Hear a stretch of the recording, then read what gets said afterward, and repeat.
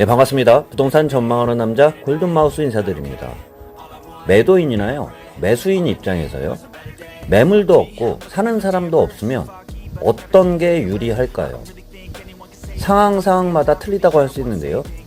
부동산 상승기에서는요, 매물도 없고 매수자가 없다 하더라도요, 부동산 가격이 상승하기 때문에 급하게 쫓아가면서 사는 그러한 영향 때문에 상승하는 그러한 기류들이 큰데요.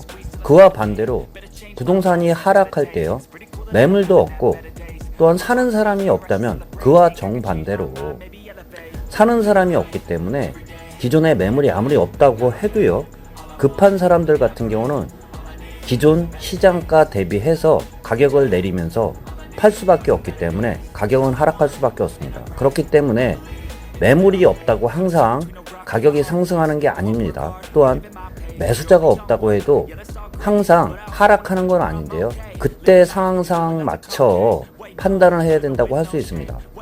부동산 뉴스들을 보면 세금 깎아주는데 집을 왜 파나요? 그러면서 매물이 줄어든다는 뉴스들도 나오고는 있는데요.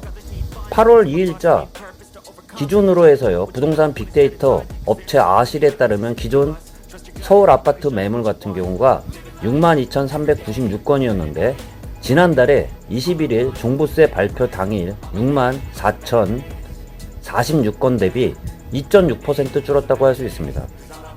그렇지만 제가 좀 말씀드렸죠. 사는 사람도 없는 상태에서요, 부동산 같은 경우는 최근 꺾이기 시작했습니다. 그런 상태에서 부동산 매물을 내놓지 않는다고 해서 사는 사람이 없다고 하면은 당연히 기존에 급한 분들 같은 경우는 기존 호가 대비해서 내릴 수밖에 없습니다. 그런 영향 하에 부동산 가격 같은 경우는 지금 빠지고 있는데요. 부동산 뉴스들을 보면, 제목들을 보면 자극적인 제목들이 따르게 되기도 하는데요.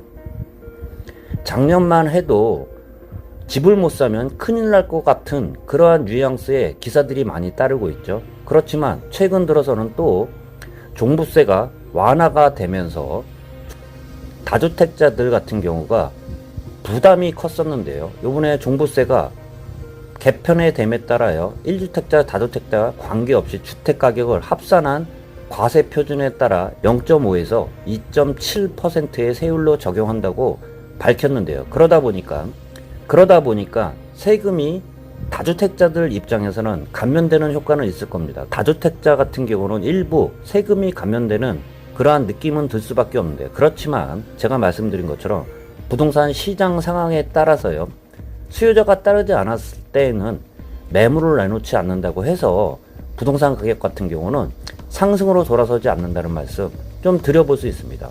참고하시길 바라면서 영상 마치도록 하겠습니다. 골든마우스였습니다.